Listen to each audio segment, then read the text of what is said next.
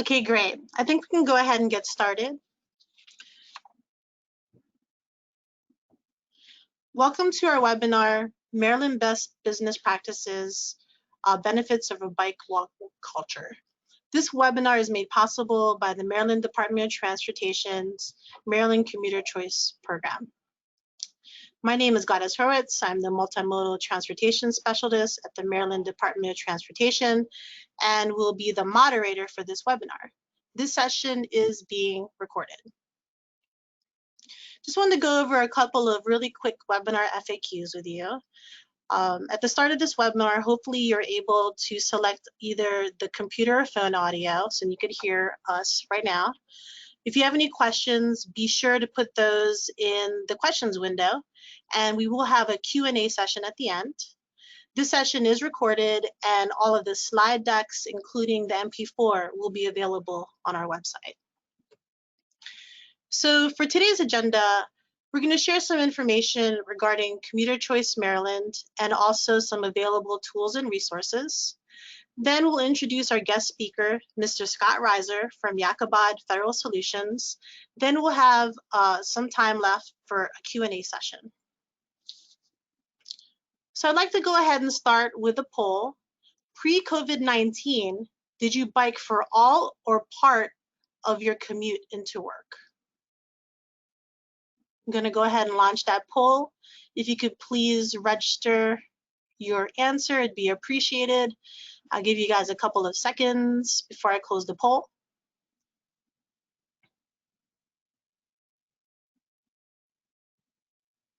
And I'm going to go ahead and close it now. And I'm going to share the results with you all. So it looks like the majority of folks, 60%, did not bike to work.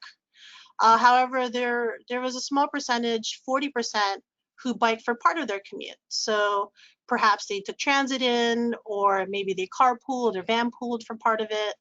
I'm assuming that's probably some of those other options that you did. Great. So we're going to go ahead and move on to a second poll. Post-COVID-19, do you anticipate biking to work? I'm going to go ahead and launch that poll. If you could please register your answer, to be appreciated.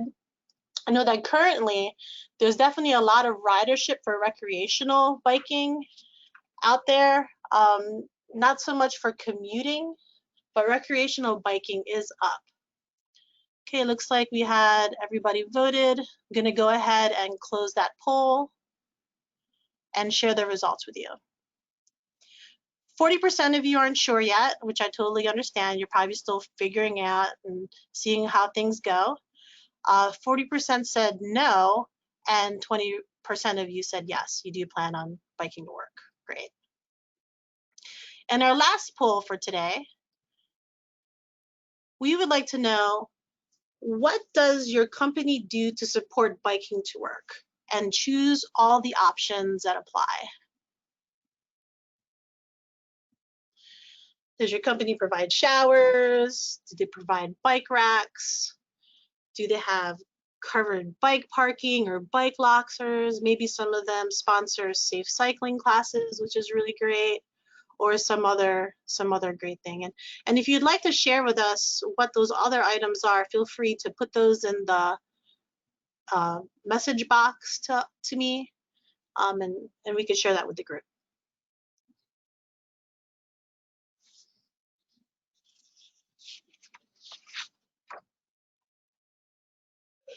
Okay, great. I'm going to go ahead and close this poll and share the results with you.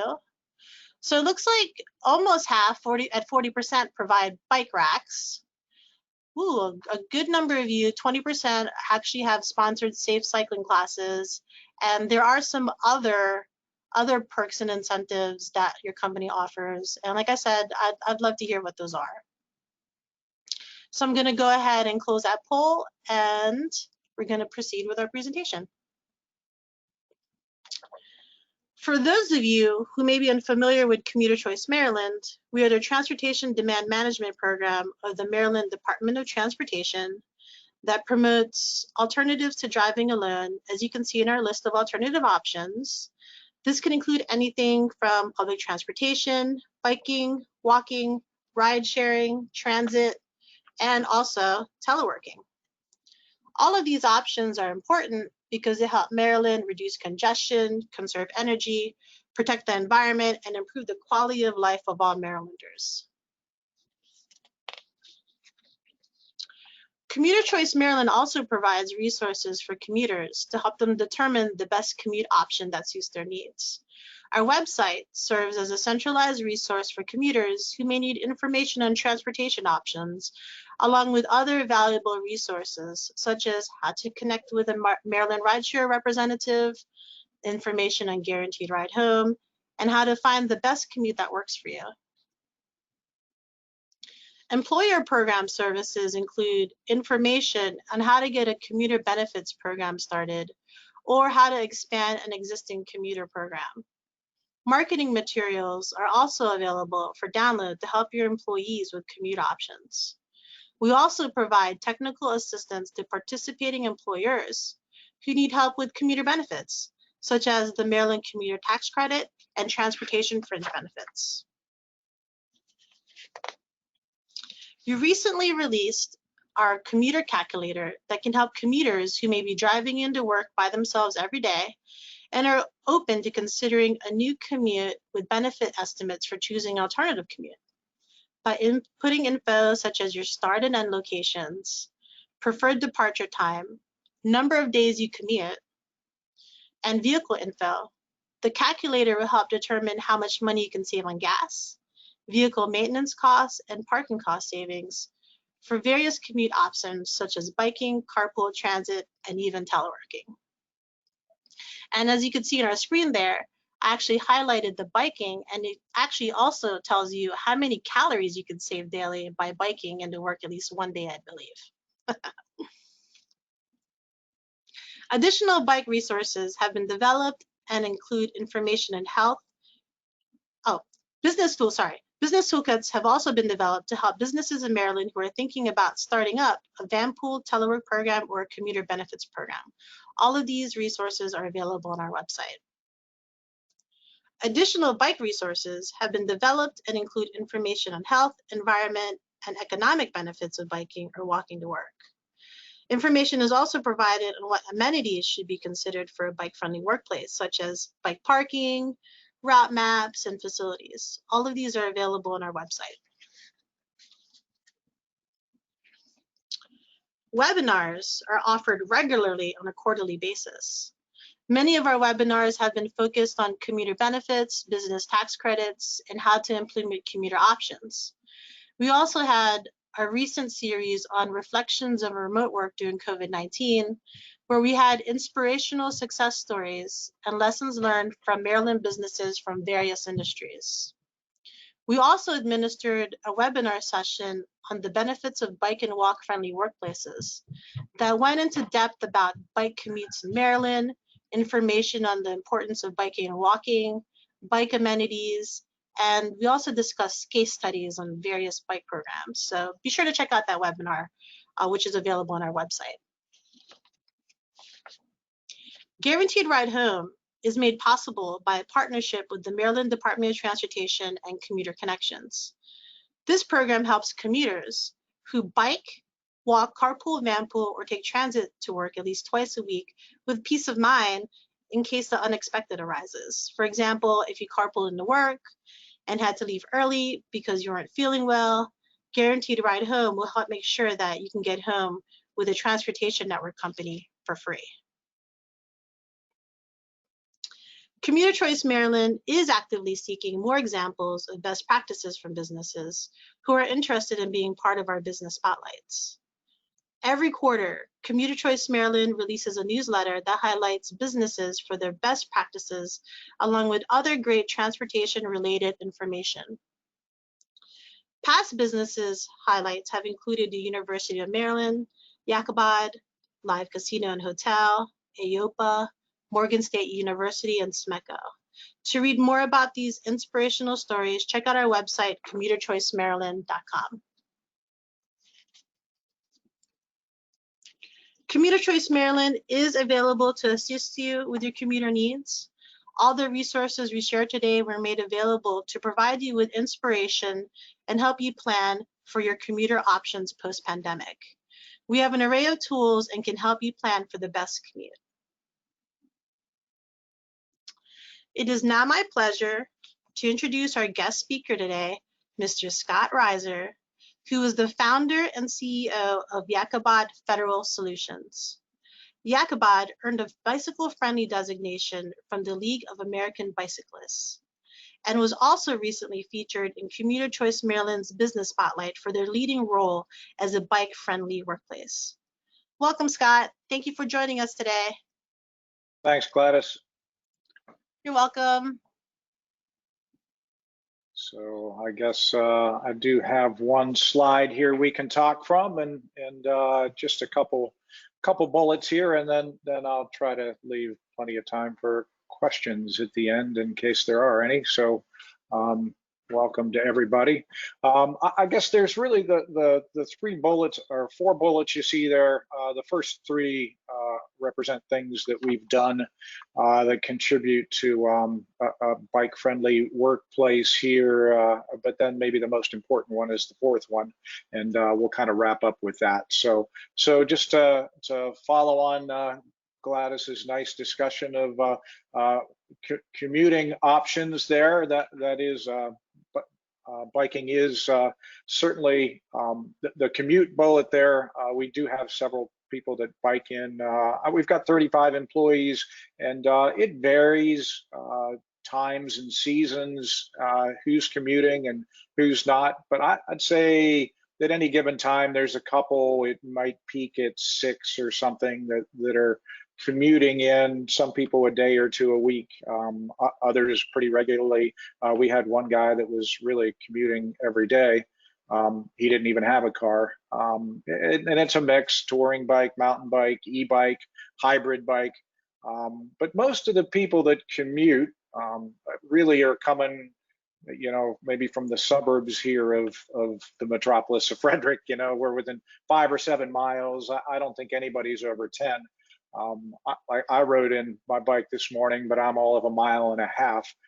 I think we'd probably, because of our culture and the people we hire, I think we'd probably have a few more commute, maybe quite a few more commute. The issue really is the egress in and out of Frederick here. If you're familiar with the town at all, there are just a couple spots that it's hard to get in and out. Like, so when I was I did a through bike of the entire Blue Ridge Parkway and started from my house in Carroll County, where I lived at the time. That was a couple years back, and so I would commute into work to train for that, and that was about 22 miles each way, and it was a fantastic ride, except for about 1 mile that got pretty sketchy. So, but I know that's something that both the city and the county, and I'm sure probably the state, are all working to address. There's definitely a lot of focus on not only bike-friendly workplace, but bike-friendly culture here in Frederick. So, we expect over time that will just get better and better, and we'd probably see more people commute in when it's when it's easier to get past some of those sketchy spots to get in and out of the city. However, I will say that we're all set up for that. The people that do choose to commute, and then when I was commuting in from a little further away, we have a flex time. That's just part of our workplace is a flex time policy. You work your hours over the course of a month and get them in. So if you need to hit specific windows of time to get in and out, I knew that I could get through those sketchy portions if I hit them during certain time windows. And so I geared my workday around that. And so we've got a flex time policy that facilitates that for everybody. And certainly once you get here to our office, there are no impediments. We do have a shower in the office, so you can, and it's in our office. It's not part of the larger building. It is just accessible to our employees.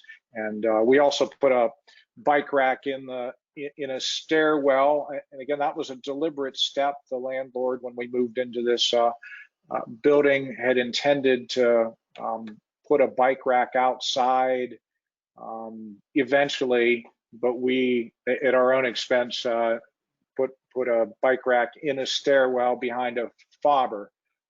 So you had to be an employee to get into that space, and it's inside and covered on the first floor. So it really made it easy to just, walk your bike in, lock it up in the stairwell, and come up the steps into the office. So those are all steps that kind of make the commute easy. And so, again, given the nature of our workforce, I'd expect to see more people commute, and it just varies by time and season.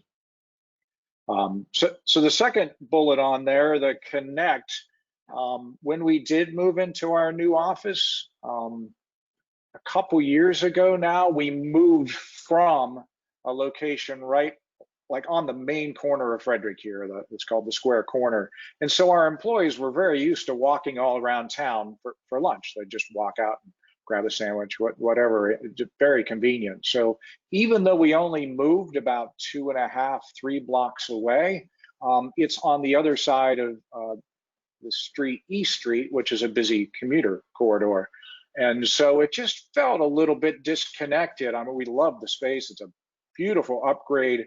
It just made sense for us to move here, but we wanted to overcome that feeling of just being just that little bit of disconnect from downtown. So we bought a bunch of steel frame townie bikes three. We bought 3 steel frame townie bikes for our employees, and in various sizes, so from smallest to tallest, everybody'd be able to fit on at least one of the bikes. And they've got a basket on front, and then and we are sitting right along the creek. If I look out my window here, I'm looking at Carroll Creek, which has a linear path along it, a bike and walking path.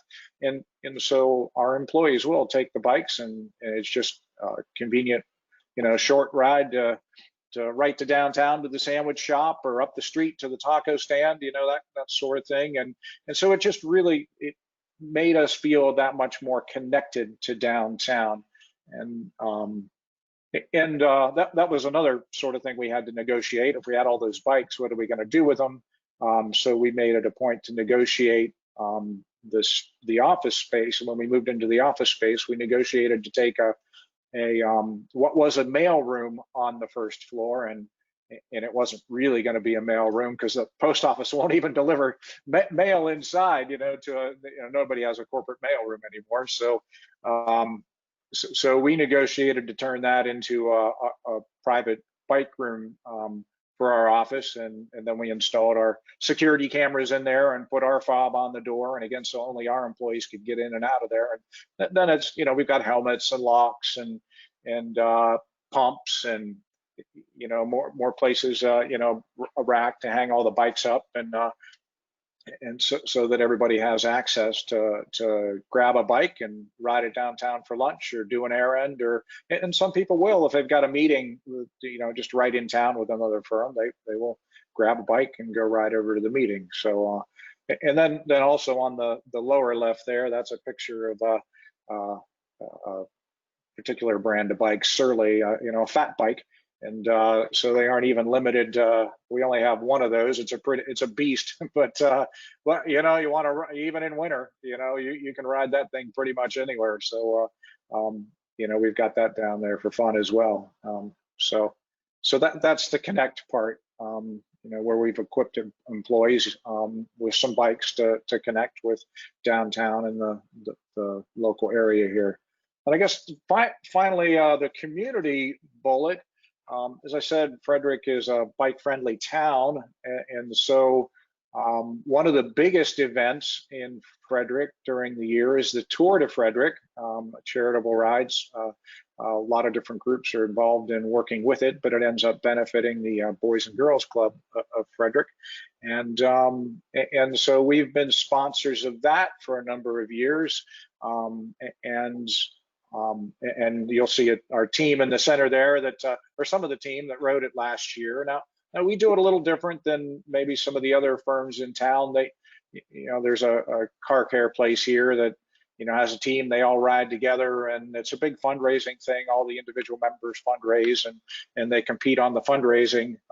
We're a software company, so we have a lot of engineers, and they tend to be rather introverted. So they're not going to do so well fundraising, but so we just pay the sponsorship and we pay for the teams, and so they don't have to worry about the fundraising. And you know, we're not really there for any sponsor benefits or advertising. We're just there to support the cause in the community. But I think the interesting thing is, because of this Tour de Frederick, and because, you know, it's kind of visible in our company, it has caused some people to take up biking that weren't biking before. And it's same with the townie bikes that we bought here, that there are some people that started biking in the evenings because they took advantage of having the bike here. And so, you know, maybe they aren't going to go ride the Tour de Frederick next year, but they went and rode around their neighborhood with their kids, and really only started doing that because they had access to the townie bike here and decided, oh yeah, that's something I could do and I should do. So so those are some specific actions we've taken that, you know, reasons, I guess, we were considered for this bike friendly workplace. And so I guess I'd just leave you with kind of a final thought here around culture. If you're looking to do things in your own workplace, and I'd say just culture is kind of where it has to start. I guess the reason we do all these things is not because we're bike activists or because we set out to create a bike culture. It's just kind of a natural, organic extension of who we are. The people we tend to hire, if you look at our core values and the type of work we do, and the people we hire tend to have sort of a adventurous, active sort of mindset. We don't hire against that, but it kind of comes along with the people we tend to hire. And for some people that may be, you know, they're passionate about backpacking or snowboarding or rock climbing or, you know, biking. It's not necessarily biking. That's one way it may come out. And for some people, it's not that they're even athletic. You know, it may not be that they're, you know, their thing may be cooking and they're passionate about that and adventurous in that, and it comes out that way. But there's just something in the people we hire that kind of tends to have an active and adventurous mindset and would be more inclined to, you know, to take advantage of these things we do with biking. My business partner there in the center of the picture, for example, he's an enduro rider. He just decided, you know, in his upper 50s, early 60s, that he'd start riding this Lodaja 200-mile enduro ride from Logan, Utah to Jackson, Wyoming, 200 miles, and you've only got 13 hours or something to finish it. And he started doing that, and of course that got some other people interested in you know, taking up riding or getting into it. So I guess my point in all that is just that anything like this works best when you start with things that are a natural extension of who you are, you know, rather than trying to force some change program or new initiative. You figure out, well, who are we, and what kind of things could we facilitate and empower our people to do that are natural for them, and then it kind of goes from there. So I guess that's my little talk on what we're doing about bike friendly workplace, and I'm happy to take any questions if we have any. Thanks, Scott. I really appreciate that insight. That's really great. I really like how, you know, you really talk about how organic biking, it almost comes naturally at your business, and it doesn't sound like it was that much of an extension or much needed more effort to really get your employees to adopt a lot of the bike practices that you have. We do have a couple of folks, especially who are viewing the session right now, who don't have any type of amenities offered at their workplace, and what are some tips that you would give them who for businesses who want to get started on maybe not being a award-winning bike-friendly business, but just to dip their feet in? What are some things you think they can do? Baby steps. Yeah, so there again, we know our people, so we were able to be intentional, right? When it came time to move to a new office, we just knew it was going to have a shower, and maybe you don't have that luxury. So I guess if it's your business, or you're a leader, or you know, and you're trying to figure this out, I'd say it starts with talking to your employees. Figure out, hey, what do we want to do? What could we do to make your life a little easier to commute, or to get out and ride at lunch, for a wellness program or whatever. And I'd say it probably, like a lot of things, it starts with listening, asking some questions and listening, to what the impediments might be to what people would already want to naturally do. And that would probably give you some ideas on some steps you could realistically take to enable your people to be a little more active in that regard. Yeah, that makes a lot of sense. That's actually one of our recommendations too that we have for businesses, is to start out with that employee survey on how they're getting Yeah. to work, like a commuter survey of sorts. So that's a really good starting point. Yeah, What? and it doesn't necessarily have to be commute, right? You might encourage Right, your employees by doing stuff at lunchtime. And right. we've got a couple people that started riding simply because, of the lunchtime, taking the bike out, and they said, hey, wow, this biking's kind of fun. Maybe I should do that. And they aren't going to do the 200-mile loadager ride. They they might only ride 5 miles at a time, and that's okay. Yeah, That's absolutely. great. So what have you heard from your employees regarding the bike culture at Yakabad? Have they, what sort of feedback have you received from them? That's a great question. There was a lot of appreciation when we moved into the new office for the new bikes. Um, they appreciated that we invested in that, so they were able to. But beyond that, I don't know that I've heard a lot explicit, though, and that's probably because it's just a natural, like I keep saying, it's a natural extension of who we are. Okay. It's not that they take it for granted, but it was like not a big deal that we had a shower. Of course, we have a shower. You know, so I guess part of it's just sort of, I don't want to imply they take it for granted. I mean, they just feels organic. Like it doesn't feel like we're a big bike culture. It's just we're an active culture, and biking happens to be part of it. Gotcha. So what we've heard from businesses is that they offer a lot of these different sort of employee perks or benefits because it makes a lot of business sense for them. For example, employee retention and attraction of talent. Is that also the same case for Yakabad? Oh, absolutely. This and things like it are a big part of, it just feels that there's like this, hesitate to call it a family.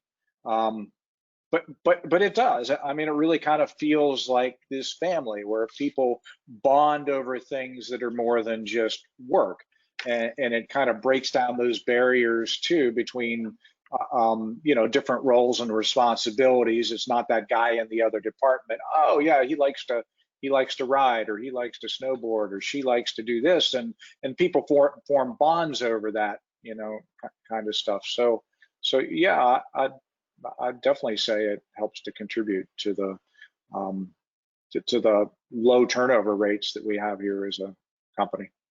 Fabulous. So we do have a final question, Scott, and I think I'll help take it. This person asked, who are the 27 businesses in Maryland with the bicycle friendly biz designation? So I looked at the League of American Bicyclists database and saw that Maryland actually had a total of 29 businesses with this Mm. designation from a variety of industries such as nonprofit government, professional services, bicycle industry, manufacturing research, medical health, architecture, planning design, hospitality, food, retail, and legal. And there are also 3 universities who received that designation. So Yeah. for anybody on the line who's interested in learning more, be sure to check out the League of American Bicyclists website. So that's all the time that we have for today. Scott, I'd like to thank you for your time. We really appreciate you being our guest speaker for today. Thank you, Gladys. Appreciate you having me. You're welcome. So for any of you who need any assistance during these difficult times during the pandemic, just wanted to let you know that our office does remain virtually open.